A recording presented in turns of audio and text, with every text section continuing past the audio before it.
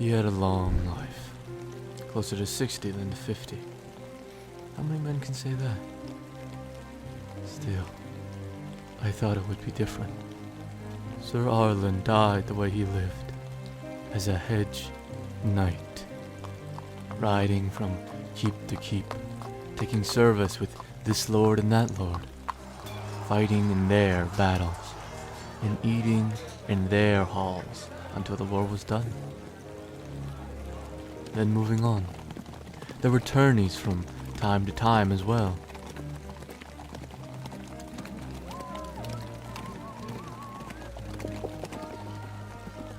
Of course, Sir Arlan had not ridden a tilt since he faced the Prince of Dragonstone at Storm's End years ago.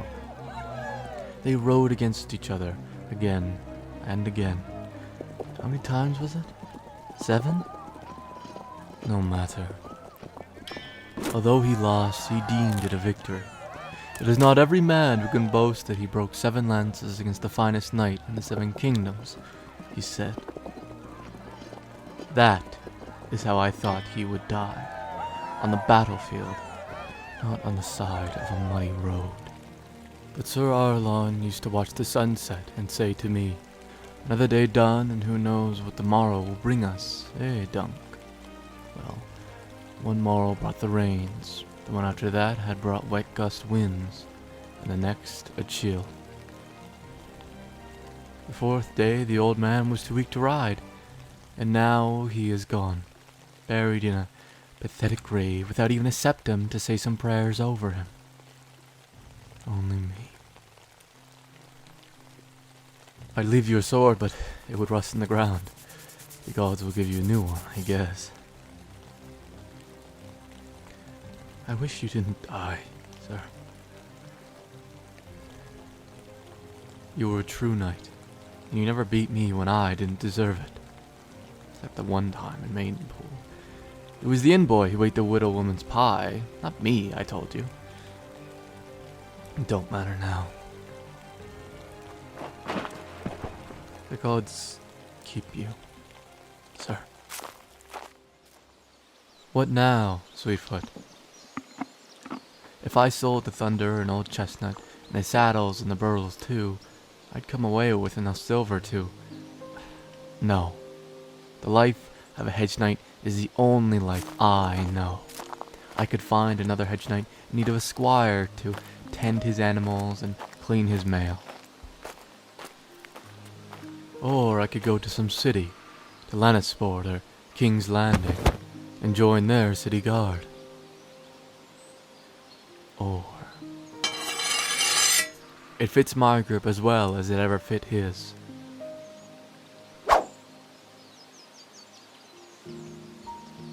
And there is a tourney at Ashford Meadow. The old man left 3 silver stags, enough for a good meal and enough ale as I cared to drink, and 19 copper pennies. The warm yellow light spilling from the inn's windows was inviting, but I had to be careful with my coin. Well, I would have liked nothing better after a good warm meal than a soft straw mattress and a roof above my head. The ground would serve tonight. Are you the stable boy? I'll want my palfrey rubbed down, and oats for all 3. Can you tend to them? I could, if I wanted. I'll have none of that.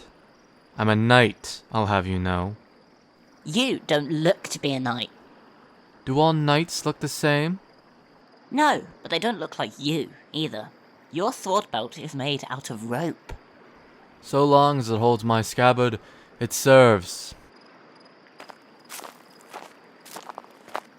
See to my horses. You'll get a copper if you do well, and the clout in the ear if you don't.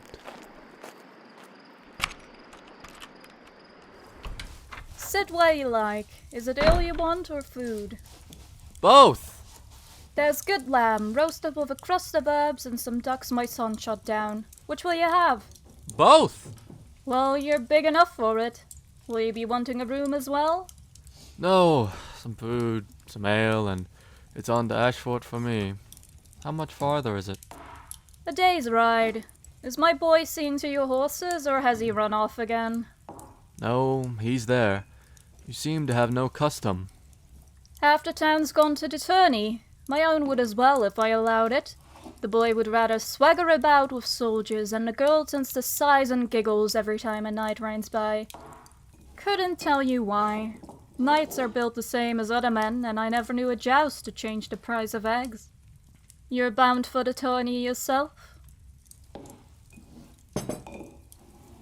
Aye. I mean to be a champion. Do you now? You. I dreamed of you. You stay away from me, you hear? You stay well away. My lord? Never you mind that one, sir. All he does is drink and talk about his dreams. I'll see about that food. Food? I'm gonna be sick. I wanted a whore, but there's none to be found. All gone to Ashford Meadow. Gods be good. I need some wine. The lamb was as good as any I've eaten, and the duck was even better. I've had a second tankard of ale with the meal, a third to wash it all down, and a fourth because there was no one to tell me I couldn't. This is what it meant to be a knight. Good food, ale whenever I wanted it, and no one to clout me on the head. I paid the woman a silver and still got back a handful of coppers. Easy, lad. What? What's going?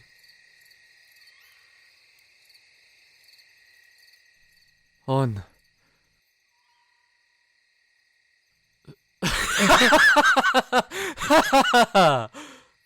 Huh? My lord, I did not mean... Thief, take off that armor, and be glad Thunder didn't kick you in that foul head. He's a war horse, not a boy's pony. I could ride him as well as you. Close your mouth. I'll have none of your insolence. The hauberk, too. Take it off. What do you think you were doing? How can I tell you with my mouth closed? You can open your mouth to answer. Now pick up that mail, shake off the dirt, and put it back where you found it. And the half-helm, too. Did you feed the horses and rub down Sweetfoot as I told you? Yes. You're going to Ashford, aren't you? Take me with you, sir. The innkeeper had warned me of this. And what might your mother say to this?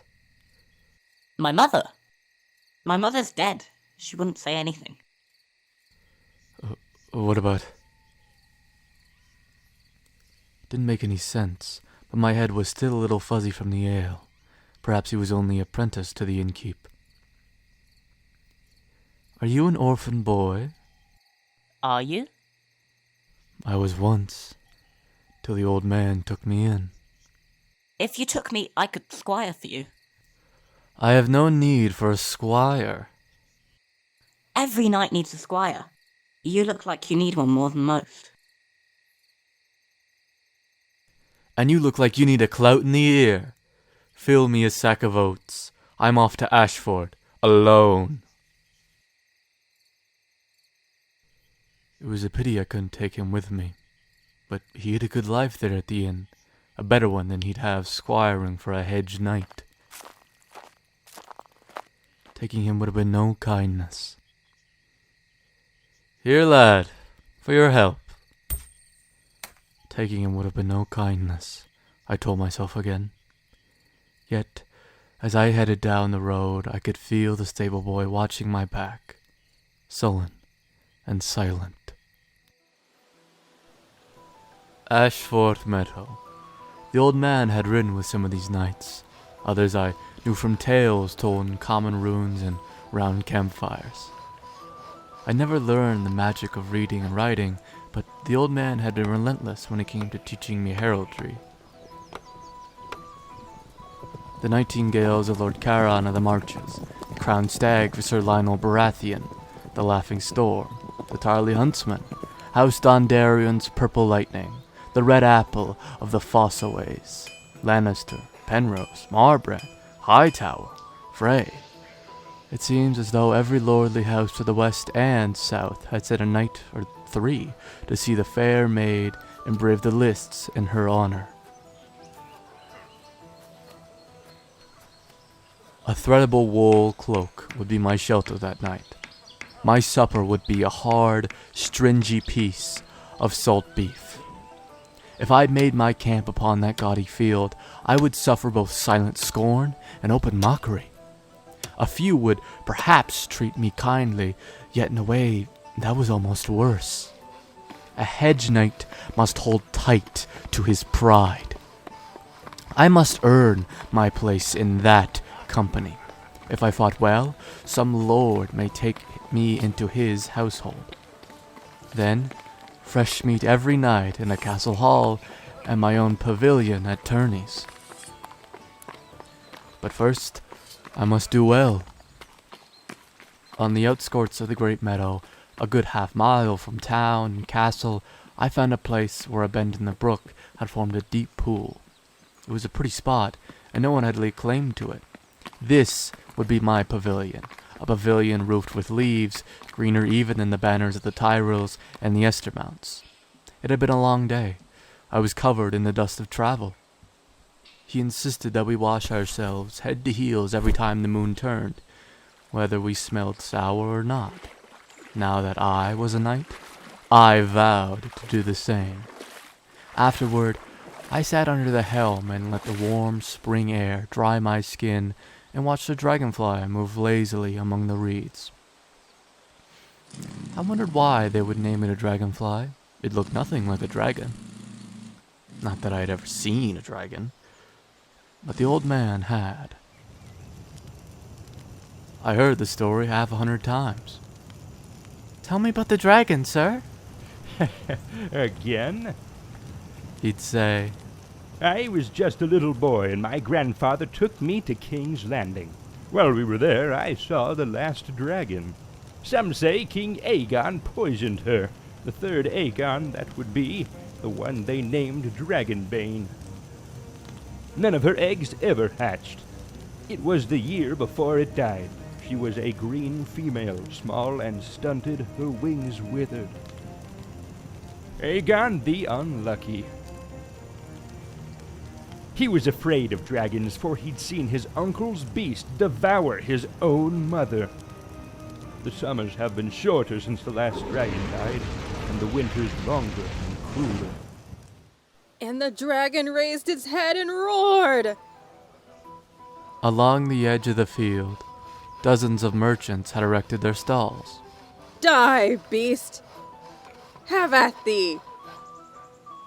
Selling felts and fruits, belts and boots, hides and hawks, gemstones, spices, food, all manner of goods. I watched a puppet knight battle a puppet dragon while I ate. The puppets were good, skillfully crafted and manipulated. Although, truth be told, I think I watched the puppeteer more than the puppets. I would have tossed the girl a copper if I had one to spare, but just now I needed every coin. For on the morrow I would enroll my name on the lists, but I had other matters to look into on this night if I had hoped to challenge. You do good work. None better. I need armor for the tourney. A suit of good mail with gorget, greaves, and great helm. You're a big one, but I've armor bigger. Neil, I want to measure those shoulders and that neck of yours. Lift your arm. You can stand. I have some pieces in my wagon that might do for you. Nothing prettied up with gold or silver, mind you. Just good steel, strong and plain. I make helms that look like helms, not winged pigs and queer foreign fruits. But mine'll serve you better if you take a lance in the face. That's all I want. How much? 800 stags, for I'm feeling kindly. 800? I I could trade you some old armor, made for a smaller man. A half-helm, a mail halberd. Steely Pate sells only his own work. But it might be I could make use of the metal. If it's not too rusted, I'll take it and armor you for 600. I'll give you 2 silvers now, and the armor, and the rest of the coin on the morrow. 2 silvers buys you a day. After that, I'll sell my work to the next man. You'll get it all. I mean to be a champion here. Do you? And these other knights, I suppose they all came just to cheer you on? 1 victory is all I need. That's not so much to hope for. Even so, the old man would never have hoped for it. It is not every man who can boast that he broke 7 lances against the finest knight in the 7 kingdoms, He said. But it didn't stop there. I can never hope to do better, so why should I try? And he never rode tilt again. But I was quick, and I was strong. He always said so. What was true for him need not be true for me. What is this? My armor. The horses! Leave my horses alone, sons of... Huh? You! What are you doing here? Cooking a fish. Do you want some?